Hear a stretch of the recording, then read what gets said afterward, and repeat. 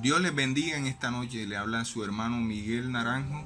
Creemos de que Dios en esta noche se glorifica a través de esta lección, pero también sabemos de que en medio de la crisis que estemos viviendo, en medio de las dificultades o circunstancias que se estén viviendo en este tiempo, sabemos de que si buscamos a Dios, Él nos fortalece, la paz de Dios inunda nuestra vida cuando hacemos un ejercicio espiritual, cuando buscamos de todo corazón, leemos su palabra, buscamos su rostro a través de la oración, creemos de que Dios es nuestra fortaleza y por tanto de qué ha de atemorizarnos si Dios está con nosotros. Y Él te dice en esta noche, no temas, hija de Dios, hijo de Dios, no temas. En esta noche quisiéramos estudiar la lección número 6 que se llama Elementos formativos del desarrollo espiritual. Y inicialmente el texto o la lección plantea una pregunta: ¿qué podría hacer un obrero sin sus herramientas? Y la verdad es que no importando cuán perfectos sean los planos trazados por un arquitecto, no importando cuán excelentes sean las semillas que habrá de sembrar, el hombre tiene que tener herramientas para ejecutar sus tareas. No sé cuántos de ustedes tengan un conocimiento secular, pero déjeme decirle que usted también necesita, para llevar a cabo el plan de Dios, herramientas que Dios tiene preparadas y que nos las enseña a través de esta lección para llevar a cabo el plan de Él. Por tanto, en esta noche creemos que es una noche de edificación para nuestras vidas y quiero presentarles a ustedes los puntos o el bosquejo de esta lección. En esta lección se comparten algunas herramientas simples y prácticas. Dichas herramientas son los títulos principales o encabezamientos que encontramos en este bosquejo, que comienza por la entrega total a Jesucristo. Nacemos de nuevo por intervención del Espíritu Santo. Esto no puede ocurrir antes de creer y confiar en Jesucristo como nuestro Salvador. Aceptamos su sacrificio por nuestros pecados y nos sentimos quebrantados y arrepentidos por ello. Pero además de esto debemos confesar con nuestros labios que Jesucristo es nuestro Señor, como Romanos 10, 9 al 10 lo dice. Dice que si confesares con tu boca que Jesús es el Señor y creyeres en tu corazón que Dios le levantó de los muertos, serás salvo. En el original griego del Antiguo Testamento, kurios es el vocablo que en castellano traducimos Señor. En aquellos días se lo empleaba para designar dignatarios de alta jerarquía, tales como el emperador de Roma. Así, en la época en que Pablo escribió su epístola a los romanos, todo ciudadano romano tenía que concurrir una vez al año al templo. Una vez en el templo arrojaba una pizca de incienso al fuego y exclamaba en alta voz: César es Señor. La palabra curio significa el rey absoluto, el gobernante de autoridad indiscutida. Cuando los judíos tradujeron al Antiguo Testamento el idioma griego, necesitaban una palabra que significara Dios, y escogieron a curios y lo usaron en los pasajes donde en el Antiguo Testamento figuraba Jehová. Vemos pues cuán significativo es que los creyentes seguidores de Cristo, como nosotros somos, podamos decir Jesucristo es Señor. Quiere decir simplemente que Jesús es Rey, amo y gobernante. Cuando afirmamos que Jesucristo es el Señor, hacemos más que repetir simplemente un credo. En realidad decimos, para Miguel, Jesucristo ocupa un importantísimo lugar en mi vida como mi amo y soberano. Jesús es mi Señor. Esta opinión o esta confesión que nosotros hacemos de preeminencia significa que nuestros deseos, nuestras relaciones y nuestra propia vida han de ocupar un lugar secundario. Jesús se transforma en un lente a través del cual contemplamos nuestro mundo y nuestra vida personal. Una sencilla forma de expresar lo anterior es Cristo constantemente al mando, Cristo totalmente en control. Otro de los puntos o las herramientas que nos da esta lección es la que aparece ahí, que dice crecimiento por el estudio bíblico y el modo de vivir. Entonces, nuestro crecimiento espiritual está en relación directa con el tiempo que hemos dedicado a la palabra de Dios. La Biblia es el principal libro del texto del creyente. Es nuestra armadura, nuestro mapa, nuestra guía de viajero, nuestro diario alimento. Las sagradas escrituras guardarán nuestro espíritu, dice la palabra, nos darán luz, planificarán nuestra vida. Ya vimos que en Primera de Pedro 2:2 que los nuevos creyentes deben ser como niños recién nacidos, que claman por la pura leche de la palabra de Dios. Más adelante aprendimos por lo que afirma Hebreos 5 del 11 al 15, que por el uso y la consulta permanente de la palabra de Dios crecemos de niños a adultos maduros.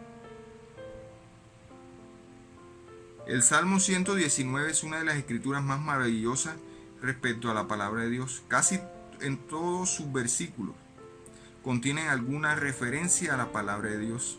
A la palabra de Dios se le denomina la ley de Dios, los mandamientos de Dios, los estatutos de Dios, los testimonios de Dios, etc. Este es un buen momento para leer íntegramente el Salmo 119 y luego responder preguntas que nos ayuden a entender la palabra de Dios. Hay muchas y muy diversas maneras de estudiar la Biblia. Algunos leen una cierta cantidad de capítulos todos los días. Uno de los estudios que suele sugerirse es el llamado 2-2-1, comenzando con el Génesis y con Mateo. Y este plan exige leer 2 capítulos del Antiguo Testamento y 2 capítulos del Nuevo Testamento diariamente, además de un salmo o un capítulo de Proverbios. Otro plan toma el nombre de estudio por temas. Escoge un tema determinado, por ejemplo, el tema del Espíritu Santo, y estudia todos los pasajes conocidos sobre la materia. Entonces es muy importante que usted se conecte con la palabra de Dios. La palabra de Dios lo va a sustentar. Si usted siente temor, usted busca versículos bíblicos con respecto al temor y Dios le va a fortalecer. Porque en muchos pasajes bíblicos la palabra dice no temas.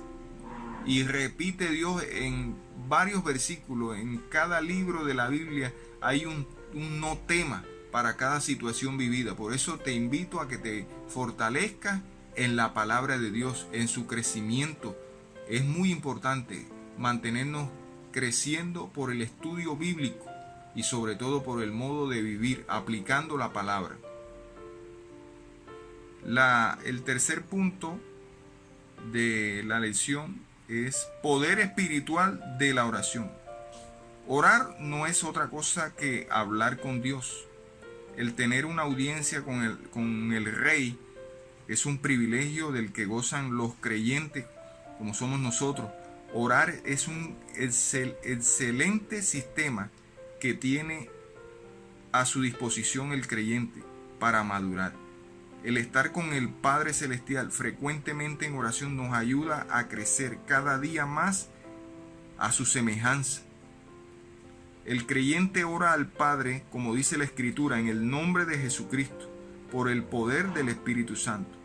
En los idiomas originales en que se escribió la Biblia, hay 17 palabras que traducen con el vocablo de oración. Cada una de estas palabras o vocablos tiene un significado claro y definido de pedir. La oración puede ser bien ilustrada con el ejemplo de un niño que habla con sus padres. A medida que el niño crece en edad, también crece el nivel de su conversación. Podríamos escribir un libro entero con el tema de la oración. Nuestro énfasis en este estudio es sobre la necesidad de ser consecuente en una vida de oración personal. Por eso yo creo, mis amados, que en este tiempo nosotros hemos crecido en oración también. Hemos crecido en el tiempo de búsqueda, de buscar el rostro de Dios en oración.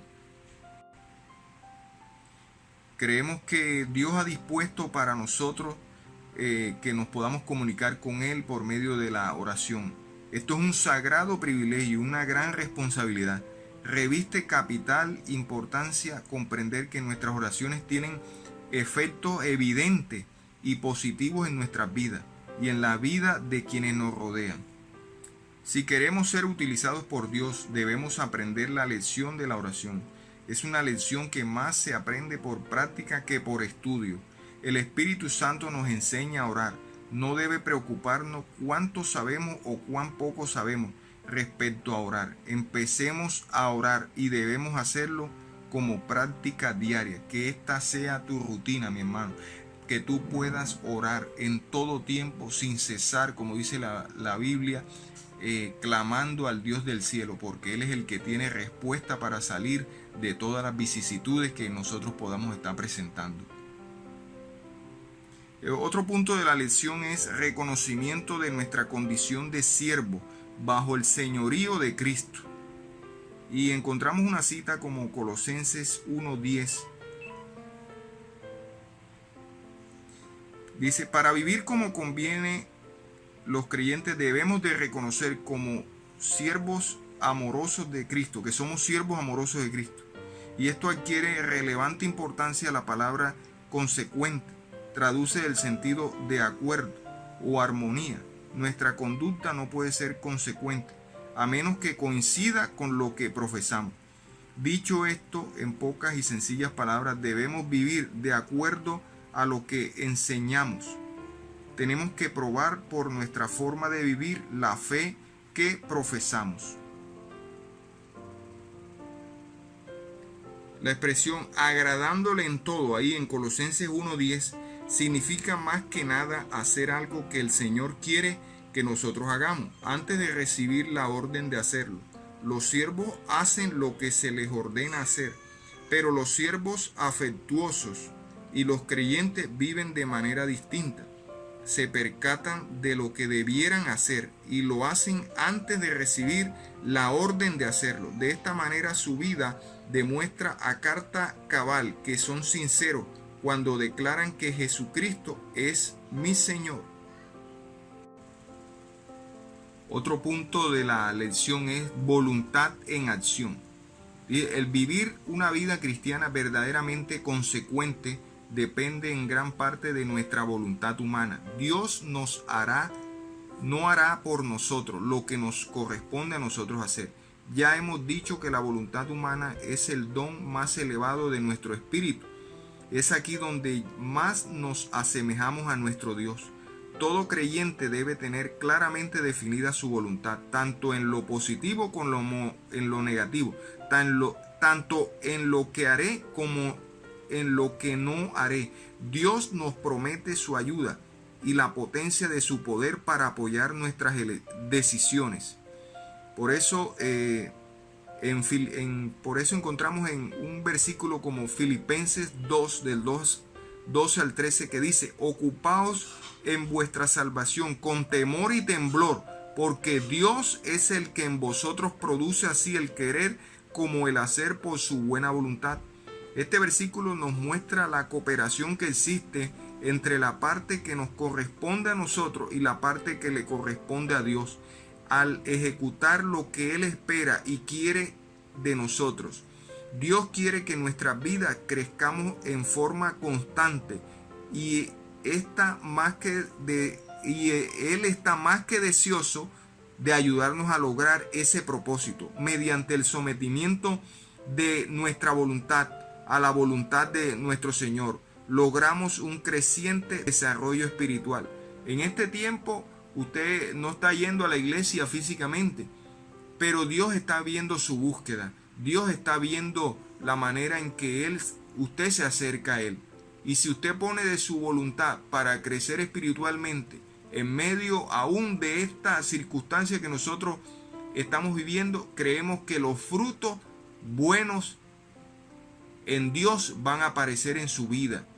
Porque creemos aún, si usted todavía no hablaba en lengua, a través de la búsqueda en estos tiempos, el Señor le va a dar ese don para hablar en lengua y cualquier otro don que usted no lo tenía antes, pero por la búsqueda y el crecimiento que ha traído esta crisis, porque esta crisis debe traer cosas buenas también a nivel espiritual en nuestras vidas.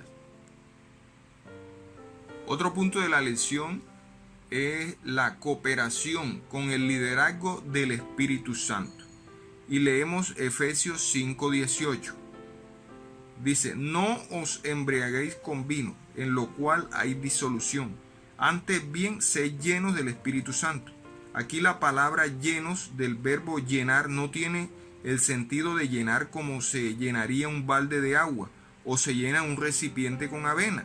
Proviene del vocablo griego que significa inundar o tomar posesión de. El Espíritu Santo no es una sustancia para llenar un recipiente vacío. Es una persona que habrá de controlar a otra personalidad. Es decir, que el Espíritu Santo inunda al creyente. Además de eso, en Efesios 5:18, la palabra griega que traducimos al castellano como llenos representa una experiencia que se repite ininterrumpidamente cada momento a momento. Hemos de ser permanentemente llenados o controlados por el Espíritu Santo. Cualquier cosa que sea aquello con que somos llenados, aquel nos controlará o dominará. Esta afirmación se aplica a ser llenado con amor, no con odio. Ya vimos en la lección 4 que hay ciertas obras malas que prevalecen cuando la naturaleza humana es la que nos controla. Pero el creyente lleno del Espíritu Santo será controlado por el Espíritu Santo. Otro punto que encontramos en la lección es compartir la fe con otros. Posiblemente no haya área más confusa en la vida cristiana que el área del testimonio. Muchas veces sentimos la necesidad de compartir a Cristo con algún amigo. Nos sentimos culpables cuando no lo hacemos. El testificar de nuestra fe es tanto una expresión de madurez como un medio para crecer más. Así que a medida que nosotros compartimos nuestro testimonio, creemos que estamos creciendo espiritualmente y nos recordamos a nosotros mismos de dónde Dios nos ha sacado. El primer y mayor testimonio que entregamos es nuestra propia vida. La segunda epístola a los Corintios 3:3 nos dice que Cristo escribe una carta con el Espíritu sobre corazones humanos. Todo el mundo puede conocer y leer este tipo de carta. En cierto sentido, puede decirse que la vida del creyente es una Biblia, la única Biblia que leen algunas personas.